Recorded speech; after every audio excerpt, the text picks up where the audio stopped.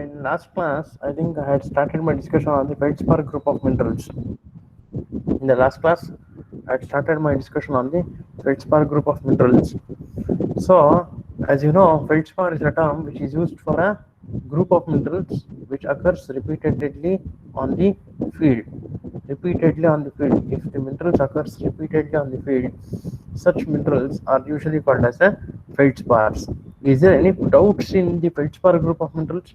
Because it's a very important concept, that's why. Has everybody understood what are feldspar and other things?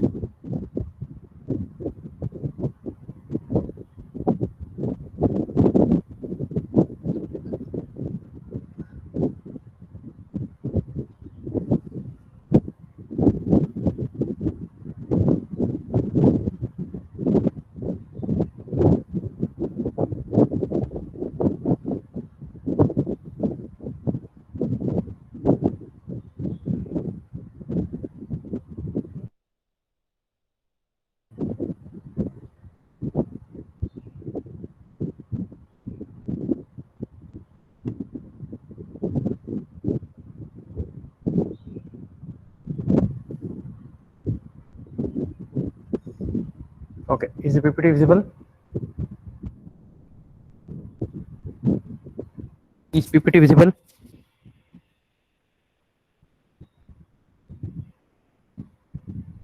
Yes, sir. Okay, right. So you can see these are the varieties of the feldspars and how exactly the Bowen's reaction series takes place. Is there any question in the Bowen's reaction series? Okay, because this Bowen's reaction series is a very important aspect. If you have to understand the mineralogy means it's a very important aspect, because these are the one group wherein entire minerals will be present. Okay, so then you can see most of the ferromagnesian minerals and the calcium sodium rich minerals are being found here in the Bowen's reaction series. Okay,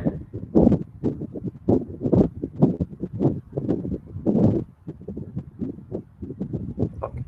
So then coming to the next important generalized physical properties of the feldspar group of minerals. So the chemical classification is usually as the silicates. The feldspars are usually classified under the group of silicate group of minerals. Their color usually varies from white, pink, gray or brown. Sometimes even the colorless varieties, orange varieties, yellow, red, black, blue, green are also being available. Okay, the streak is white streak, which means to say the hardness of the feldspar is more than that of the streak plate. Luster is vitreous and sometimes it is pearly on some edges. Okay, pearly means it shines like that of a pearl. So coming to the diaphanity, it is usually translucent to opaque, but sometimes some of the varieties are also transparent in nature. Okay, one variety of orthoclase which is called as a Australian orthoclase.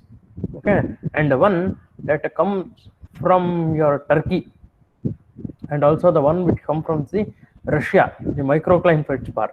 The ones which comes with the Russia, that is Kola Peninsula from Russia, and the ones that comes from the Turkey, the green varieties are also used as a gemstones. Microcline feldspars, they are used as a gemstone varieties.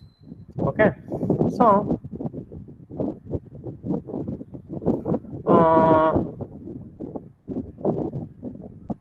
then coming to the cleavages, they are very perfect in two directions, which means to say both the cleavage planes intersect at a 90 degrees, very close to 90 degrees, which means to say the mineral, this feldspar group of minerals, any feldspar group of mineral, like your orthoclase, like a plagioclase, or even your microcline, those minerals can be cut on both the directions, both horizontally as well as vertically. Clear?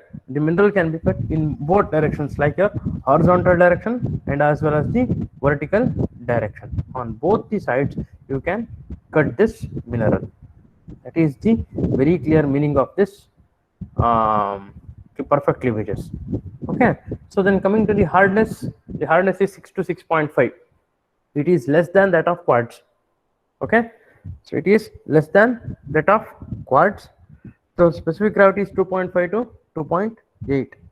So coming to the diagnostic properties, what are the properties by virtue of which you can identify this mineral? See, the perfect cleavages, that is very two cleavages, very good cleavages which are opposite to one another, which are present opposite to one another at right angles, which cut perpendicularly. Okay, both the cleavages cuts perpendicular to one another.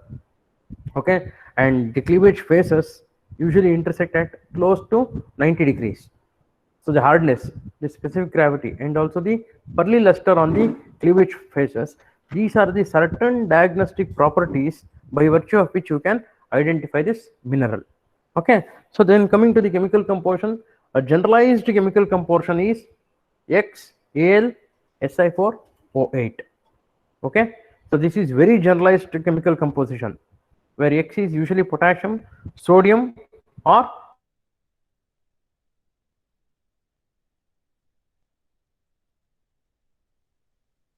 even it may be potassium and even the, okay, so aluminum, silicon, 4 molecules of silicon and 8 molecules of oxygen. So the atomic number of oxygen is usually 16. You have got only 8 oxygen atoms, so there will be 2 valence electrons that is present within this molecule mineral. Okay, there will be 2 valence electrons, so that 2 electrons itself is responsible for the electrical substitutivity or the substitution reactions that take place for the addition or deletion of sodium, potassium, or calcium. Okay, along with aluminum and silicon, there are 2 molecules of oxygen which is responsible for the substitution reaction that takes place. Okay, but sometimes even barium, rubidium, and strontium will be present in the feldspars. See, the barium, rubidium, and strontium are the rare earth elements. So you know the application of rare earth elements in today's fields. Most of the electrical chips, electrical devices, electronic devices, the chips which are used in your multimedia devices like your telephone, mobiles, laptops, all these require the rare earth elements in a small quantities. Even the batteries, the lithium batteries also are also known to contain some amounts of barium, rubidium, and strontium. Even your electronic, the nuclear reactors are known to have barium, rubidium, strontium. Okay, so that's why these feldspars are usually having a very economic importance also. Apart from this, even the feldspars are known to carry micas. So the one mica field in India, the largest mica field which is present in India is the Nellore-Goodoor belt, which is found in Andhra Pradesh. Okay, so the Nellore-Goodoor place in the Andhra Pradesh is a very largest reservoir of the mica, which contains this feldspar itself. The feldspar itself is contained within them. Okay, so the Nellore-Goodoor of the mica contains the feldspars, and the Karighatta of Mandya, which is present very close to Mandya, is also known to have a lot of deposits of feldspars, which is known to contain this mica along with other rare earth elements. The Karighatta schist belt of the near Mandya and the Srirangpatna belt, where from between Mysore and the Srirangpatna, you get the Karighatta schist belt, and also along with the Mandya, you get this feldspars, which are interpreted with the rare earth elements. Clear? So then,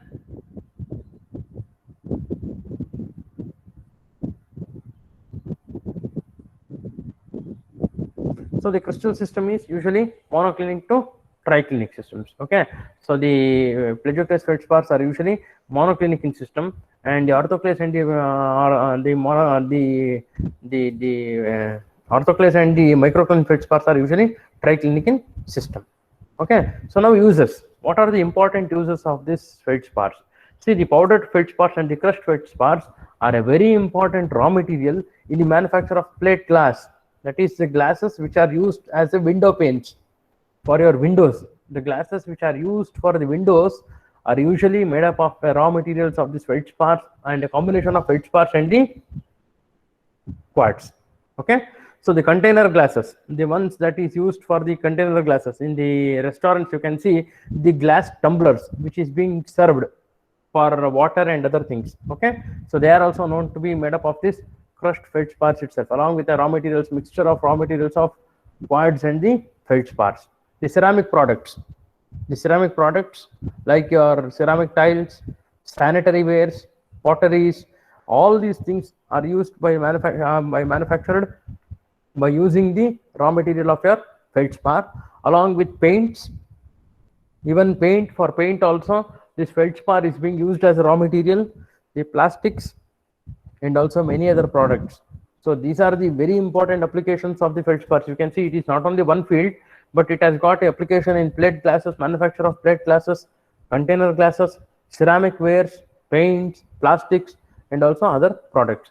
See, some of the varieties of the orthoclase, the labradorite, the oligoclase, the microcline, and other feldspar minerals are also being cut and used as a gemstones. The one which I said, like the microcline that is obtained from Australia, even the microcline that is obtained from Kola Peninsula in Russia, and the one that is obtained from Turkey is used as a gemstone. That will be a green in color, which is equivalent to substitute of epidote. Okay, people usually wear to suggest to wear epidote. Epidote is a green color emerald like mineral. Okay, the green variety, which is usually emerald like mineral, the substitute for emerald is usually this epidote or even this microcline. Okay, so if you are not very familiar with the gemstones, then what the people will do is usually they give the second varieties. They say these are the high quality varieties of the gemstones, but usually they will not give the emerald, but either they will give this microcline or else they will give you the epidote. If you are not very familiar, then you can have this being done on you itself. That's why this is a very important subject, because you should have some amount of knowledge on all these things. Then you can say which is emerald, which is epidote, and which is a microcline feldspar. Okay, people usually do this. And I have seen many of people do this. And in fact, for my friend itself, that had been done. He went to take emerald, but he was given a microcline. But he said that this is emerald of a highest variety, that is from Sri Lanka. But then after, when I said him all those things, he said that he had fooled him, and he gave another substitute for it.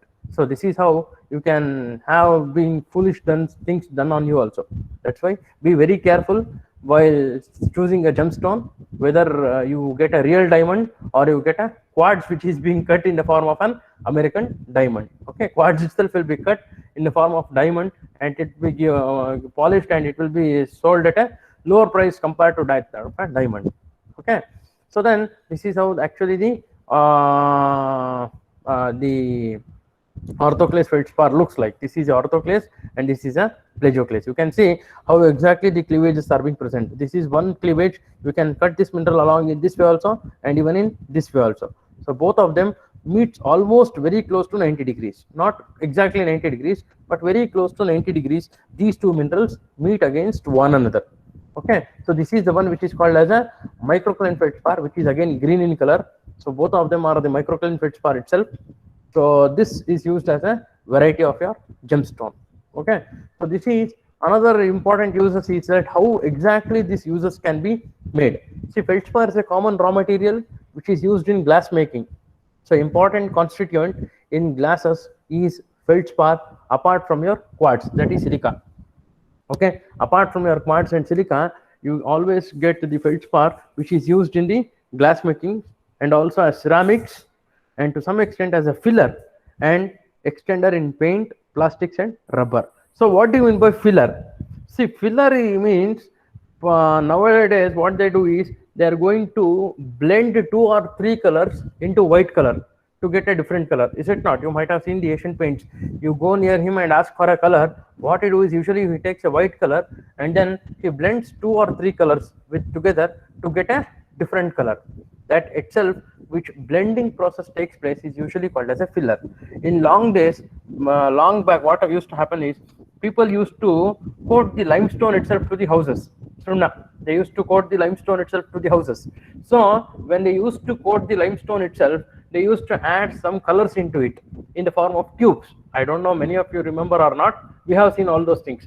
Okay, so they used to take a tube, they used to mix it into limestone, and then they used to coat it on the walls. So that coating, which will be done using the tubes which is mixed into the limestone to get a different color, is called as a filler. Okay, and also in glass making, how it makes, See, alumina from feldspar, what happens is improves the product hardness. Now, where do you require the hardness? In especially in the borosilicate glasses. Where do you use the borosilicate glasses? That borosilicate glasses are usually used in laboratories. Okay, in chemical laboratories, you can see this borosilicate glasswares. Okay, so this glasswares should be very hard enough, or it should withstand very high temperature. If you keep that vessel on boiling, it should sustain certain temperature. Okay, it should be hard enough, and it should be durable enough, and it should be very resistant to chemical corrosion. There should be, when you add certain acids, you add hydrochloric acid, you add the sulfuric acid, you add the nitric acid, that should not corrode the glass tube, or it should not corrode the glassware. Okay, so such is importance of the feldspar. See how exactly it prevents. Aluminium is present in the feldspar, which improves the product hardness, also the durability and the resistance to chemical corrosion. Okay, so what happens in the case of ceramics? So in case of ceramics, the alkalis that is present in the feldspar, like your alkalis, like your calcium oxide, potassium oxide, or sodium oxide, which is present. Alkalis are the three alkalis: calcium, potassium, sodium, which acts as a flux. Now, what do you mean by a flux? A flux is a substance which is used to lower the melting point of a mixture. Okay, flux is a substance. See, they may ask for a definition, 2 marks. What do you mean by flux? So, flux is a substance which is used to lower the melting temperature of a mixture. Okay, now there is one more constituent which is used to increase the rate of reaction. What is it called? If anybody knows the answer, then drop the answer in the chat box. Okay, what is that mixture which is used to higher the chemical reaction? What do you call the substance? If anybody knows the answer, they can put the answer in the chat box. Okay, so that is very important also. Any substance which is used to increase the rate of chemical reaction. Okay, there's a certain term which is being used. Okay, if anybody of you knows the answer, you can chat me box. You can put the answer in the chat box. Okay, so then what happens is fluxes. What happens in fluxes? They melt at a very early stage in a firing process, forming a glassy mixture which bonds the other components of the system together. Okay, and also 66% of the feldspars. Now this is very important. So 66% of the feldspar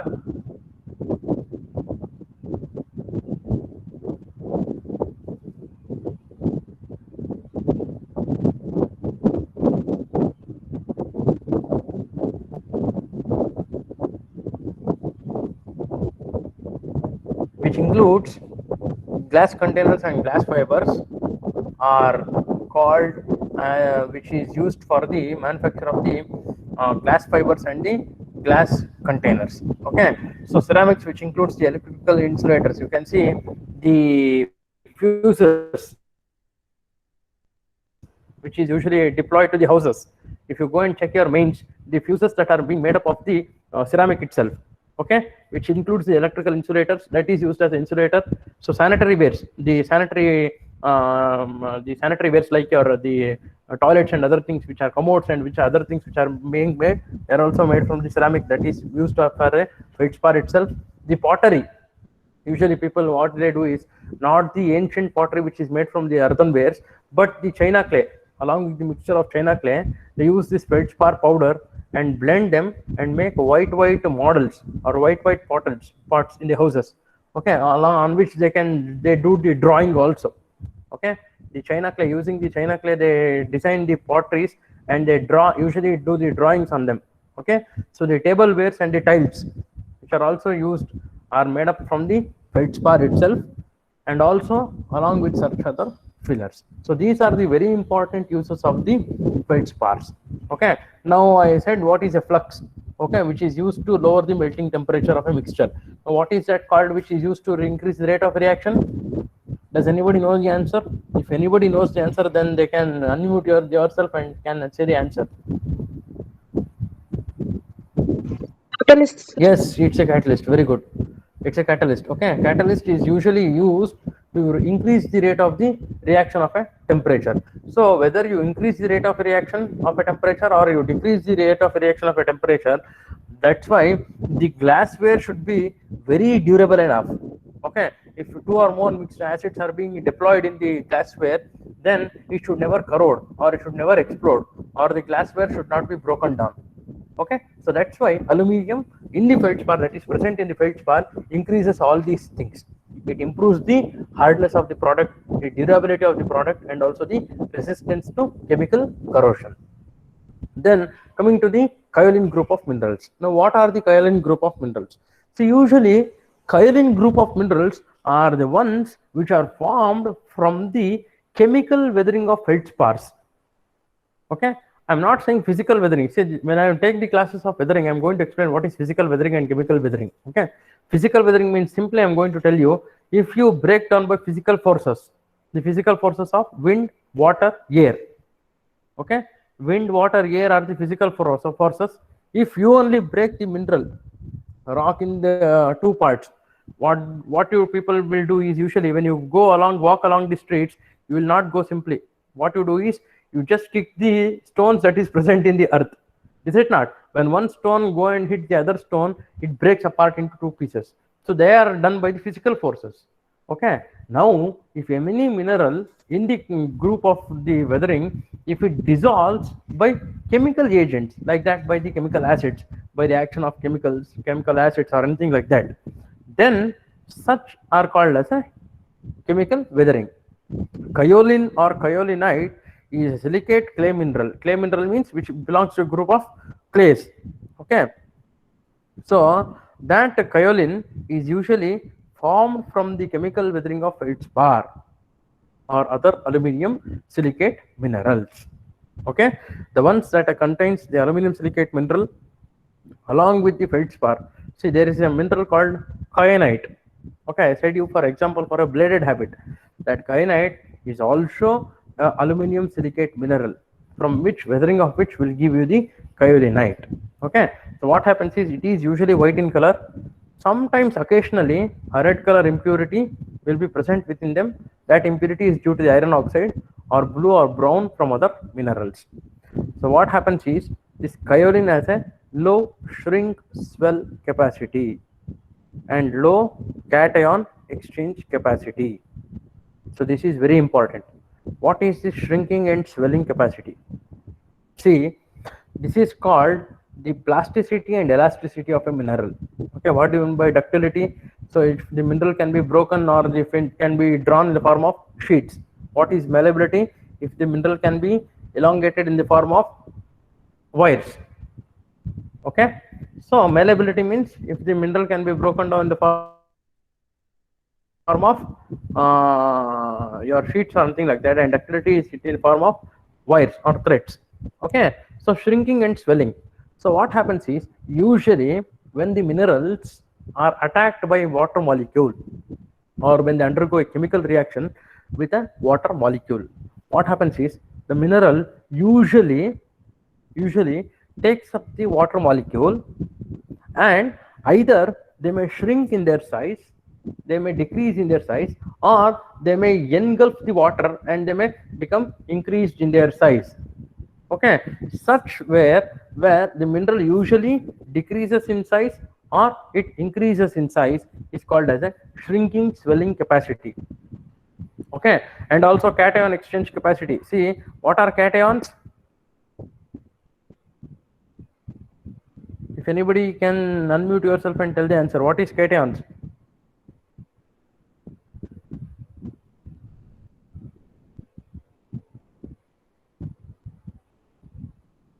What are cations and what are anions?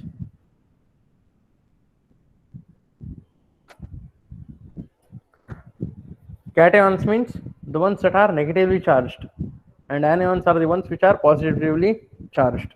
Okay, cations, usually the negative charged particles, the exchange of the negatively charged particles should not take place very easily. If it happens, then the industrial applications will be very less. Okay, but this kaolinite, what happens is, the kaolinite has got a very low cation exchange capacity also.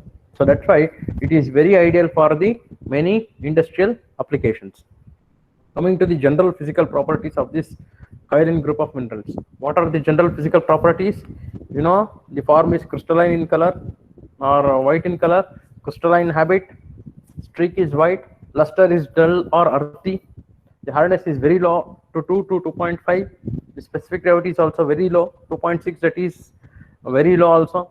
The chemical composition is hydrosilicate of calcium, sodium, potassium and aluminium.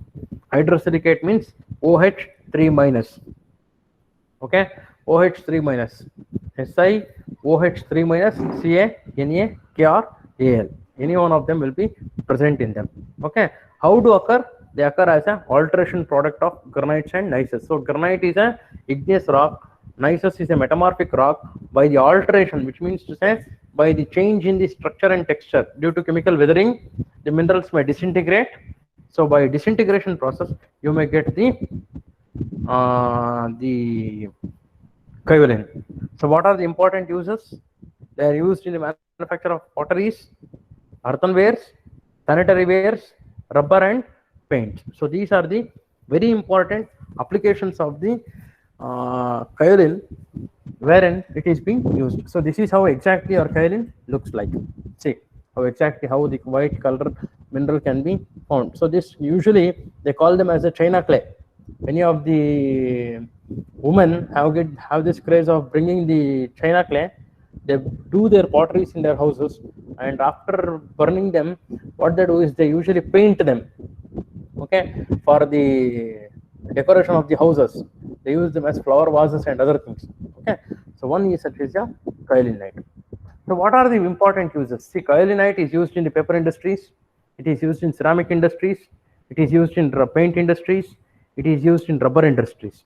Apart from these four important industries, it is used as other products also, like your cable insulation. You might have seen the cable wires which come to your houses, the cable wires. Okay, when you break them, after the black color, you get a powder which is being present within the aluminum sheet. Okay, between the black cable and the aluminum, there is a white powder that will be present. That is usually your kaolin. Okay, it is used in the cable insulation also. Specialty films and fertilizers. So what is the specialty films? See, in olden days, what happened was, now you have got the digital cameras. In olden days, you used to get the negatives of the photos. Okay, so that negatives usually was coated with a layer of your kaolin on the top. Okay, so that is the specialty films and the fertilizers. So even these fertilizers, certain fertilizers like your urea, NPK, potash, they are known to have this kaolinite. Okay, so they are also used in the manufacture of the glass fibers. Even your white cement, the white cement that once comes to your houses, JK white cement or anything like that, even for the white cement also manufacture also, they use this kaolin, and also the refractory insulation bricks. Even as a refractory insulation bricks, they use this kaolinite. Okay, so with which I am going to stop my discussion here. So if you have got any questions, I am going to clarify it now. If you have got any questions, you can ask me. Next class, I am going to continue my discussion on the asbestos. If anybody has got any questions, you can ask any questions now. If you have got any questions.